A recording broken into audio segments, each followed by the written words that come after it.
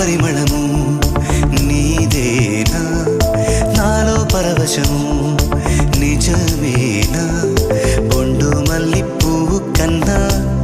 తేలికగు నీ సోకు రెండు కళ్ళు మూసుకున్నా లాగు మరి నీ వైపు సొగసును చూసి పాడగాయలా కనులకు మాట రాదుగా అలా వింతల్లోనూ కొత్త వింత నువ్వేనా ఆ అందం అంటే అచ్చంగాను నువ్వే